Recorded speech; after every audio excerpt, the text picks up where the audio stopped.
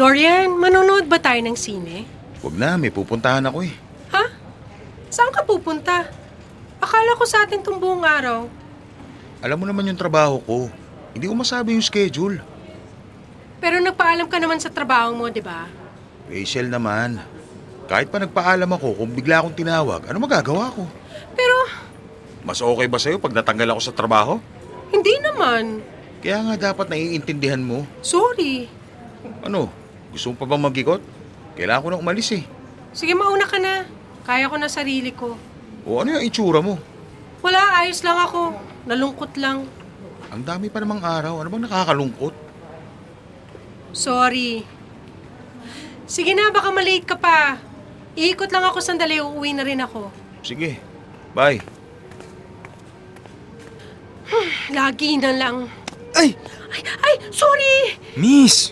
Hindi ka nakatingin sa nilalakaran mo. Mukhang malalim iniisip mo ah. Pasensya ka na. Ay nako, ayos lang. Nag-alala lang ako kasi paano kung bangin na palang nilalakaran mo. Eh di nahulog ka. Grabe ka naman. Wala namang bangin dito. O sige, bye natin. Paano kung may biglang dumaan na tren ha? Eh di nasagasaan ka na. Ang morbid mo naman. Paano magkakaroon ng trend dito? Wala namang riles. Ronan nga pala. Ako si Rachel. Rachel? Rachel Andres? Ha? Bakit mo alam ang apelyido ko? Hindi mo na ba ako natatandaan? Ronan! Ronan Cruz. Ron! Ako nga! Oh my gosh! Payakap nga! Anong ginagawa mo dito? Hinahanap kita? Ay, just lang. Siyempre, nagmumoling. Grabe, kaya kita nakilala eh. Hindi ka pa rin nagbabago. Ang galing mo pa rin sa sarcasm. Bakit pang lalim ng iniisip mo kanina? Naku, huwag mo na ngang isipin yon. Ang isipin mo tong pagkikita natin. Grabe! Ilang taon na. Elementary pa tayo nung huling nagkita. At gumwapo ka, ha? May pinaayos ka ba? Uy, wala ah. Alam mo, doon na tayo magkwentuhan sa resto. Treat ko. Oo ba? Total, wala naman akong gagawin. Tara!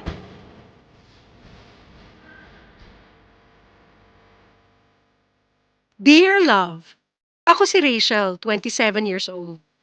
Yung unang kasama ko si Dorian yon. Boyfriend ko siya for 2 years na. Pero sa 2 years, parang 20 times pa lang kami nag-date. Masyado siyang nakafocus sa trabaho niya. Yung pangalawa ko namang kausap ay si Ronan, elementary classmate ko. Pagdating namin sa resto, nakita ko si Dorian na may kalampungan na ibang babae. Ang sweet nila. Napansin ni Ronan yung reaksyon ko. Hindi pa niya tinatanong, parang alam na niya. Kaya nagyaya na lang siya sa ibang resto. Kahit anong pilit kong sumaya ay sumasagi sa utak ko yung eksena ni Dorian at ng babae. Hindi ko siya kinumpronta. Gusto ko na sa kanya manggaling ang pag-amin.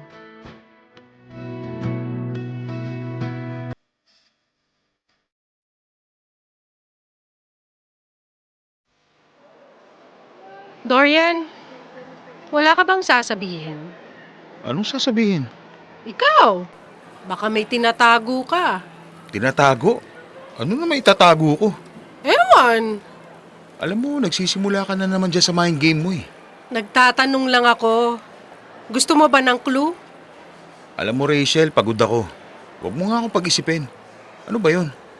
Saan ka nagpunta nung iwan mo ko kahapon? Sa trabaho. Sa restaurant ka ba nagtatrabaho? Anong restaurant?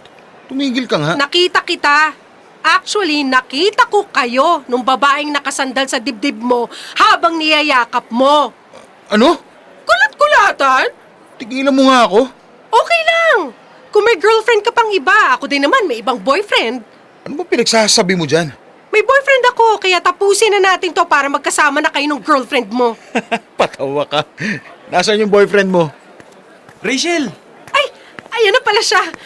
Ang fresh naman ng beko. Paamoy nga ng pisngi. Sumakay ka lang, ha? Dorian, siya yung sinasabi kong boyfriend ko si Ronan. Ron, si Dorian. Seryoso ka ba? Ano to Rachel? Ang seryosong relasyon, hindi ginagawang biro. Di ba, be? Tama. At dapat hindi tinatago. Ano mo pala siya, be? Ay, siya si Dorian. Ex ko siya. Anong ex? Sandali. Siya yung nakita natin sa resto kahapon ah. Yung may kayakap at kahalikan na babae. Yes, siya nga. Ay, bahala na nga kayo sa buhay nyo. Makaalis na nga. Salamat, Ron. Sandali. So boyfriend mo pala talaga yun? Tapos niloloko ka? Oo, ang sakit, di ba? Ronnie! Ronnie? Ako yun. Yun ang tawag sa akin ni Giselle. Sinong Giselle? Hello, baby! Matagal ka bang naghintay? Hindi naman. Tsaka hindi naman ako nainip kasi nandito yung elementary best friend ko, si Rachel. Oh, hello, Rachel. I'm Giselle, fiancé ni Ronan. Malapit na kasal namin. Invite na kita, ha? Hope you can make it.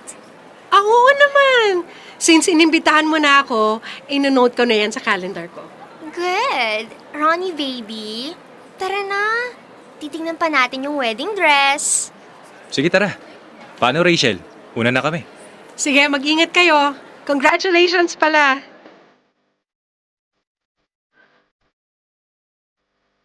Hindi ko alam kung anong nangyari sa akin. Parang nakaramdam ako ng selos. Pero pilit kong binura yon sa isip ko. Siguro dahil sa breakup ko kaya naguluhan yung emosyon ko. Pero ilang araw matapos kami mag-break ni Dorian, ewan ko, parang hindi ako masyadong nasaktan. Siguro kasi matagal na niya akong niloloko. Tapos pinaniwala ko lang sarili ko na mahal ko siya. Kasi sa totoo lang, hindi ko rin nararamdaman pabalik yung pagmamahal niya. Mas affected pa ako talaga na nalaman kong magpapakasal na si Ronan.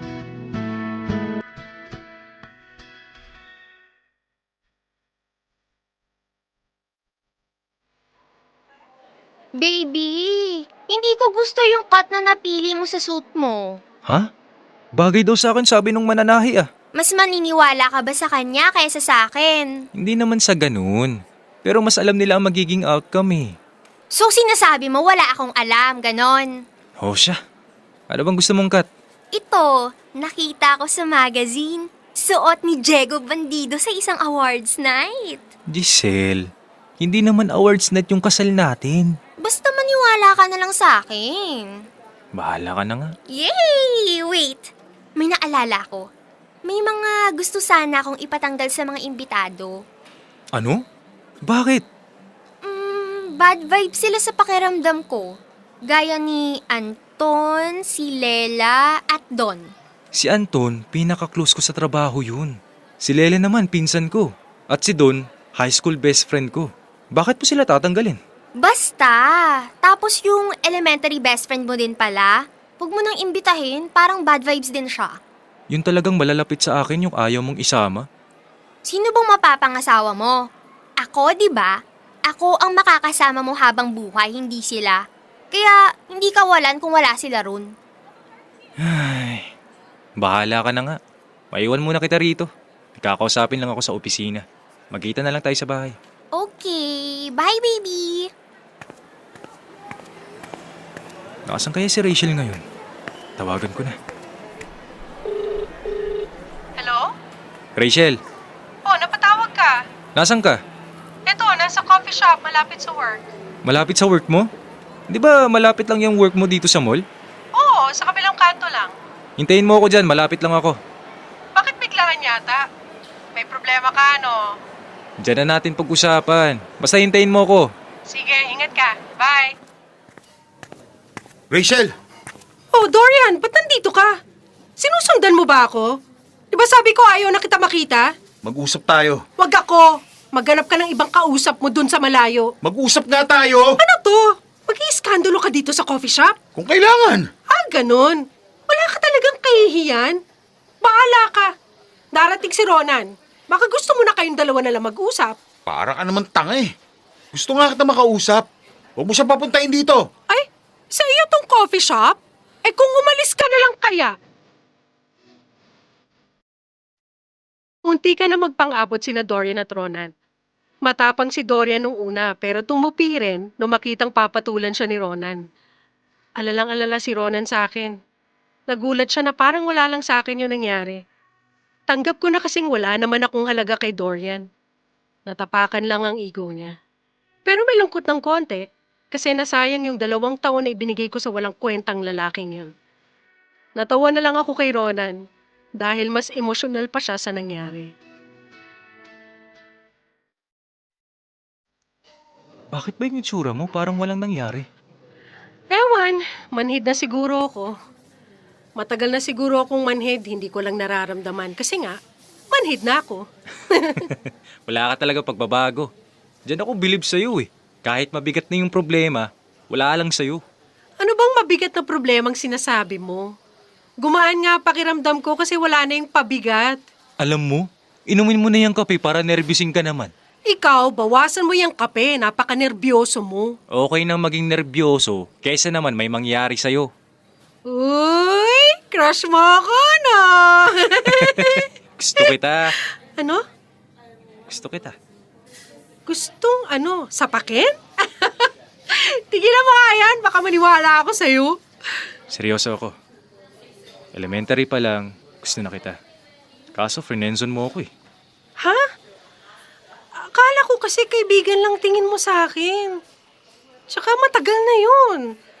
Magpapakasal ka na nga eh, kaya kalimutan mo na yung sinasabi mo. Hindi ko na itutuloy yung kasal. Anong pinagsasasabi mo dyan? Uy, bad joke na yan ah. Hindi ito joke. Teka nga, ano ba nangyari? Ronan, akala ko ba may trabaho ka? Nandiyan ka lang pala. Bakit ka nandito? Anong bakit ako nandito? Ang dami pang kailangang gawin para sa kasal tapos nakikipagkwentuhan ka lang dyan? Mukhang kaya mo namang desisyon ng lahat eh. Ano pa bang gagawin? Baka may maitulong ako. Ano? Bakit ka naman makikialam sa kasal namin? Sabi ko tutulong ako, hindi makikialam. Nagmamagandang loob lang. Hindi namin kailangan na makikialam sa kasal namin. Giselle, huwag ka naman kanya magsalita. Ano to? Pinagtatanggol mo yung babaeng yan? Sandali lang ah. Bakit ka nang gigigil sa akin? May ginawa ba akong mali? Yung pakikialam mo ang mali. Oh wait, yung presensya mo ang mali. Giselle, ano ba? Ay, asal kanal pala tong babaeng to eh. Ano? Baka gusto mong sampalin ko yung mukha mo. Subukan mo nang ibalik ko sa iyo yung mag-asawang sampal kasama yung 10 anak at lahat ng kamag-anak nila. Ewan ko lang kung makita pa nila yung mukha mong binuo sa sama ng ugali. Akala ko nung una makapal yung makeup mo. Mas makapal pala yung mukha mo. Tumatawa ka, Ronan? Baka gusto mong hindi matuloy ang kasal natin. Exactly. Oo, ayan. Sa'yo na nanggaling. Salamat naman at hindi na ako nahihirapang magsabi. Congratulations! Mga hayop kayo? Magbabayad kayo! Sandali, Giselle! Hoy! Bakit mo pa tinatawag? Magbabayad daw tayo. Hindi naman sinabi kung magkano.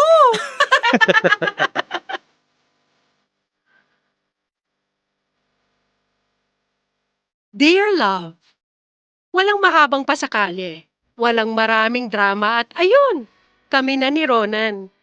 Kami pala talaga. Tinantanan na rin ako ni Dorian at si Giselle naman. Parang wala na lang sa kanya yung nangyari. Nakahanap agad siya ng bagong pakakasalan. Kaso, parang replay. Inayawan din siya kasi ang controlling niya. Sana lang, matuto na siya. Pero kami ni Ronan, nanatili kami magkaibigan. Ganon siguro dapat. Maging magkaibigan pa rin kahit kasal na. Ang saya kaya na best friend mo ang asawa mo. Sa mga masyadong nag-aalala dyan, huwag masyadong maghanap. Kasi baka nandyan lang pala siya sa paligid mo. Hindi mo lang napapansin ang gusto.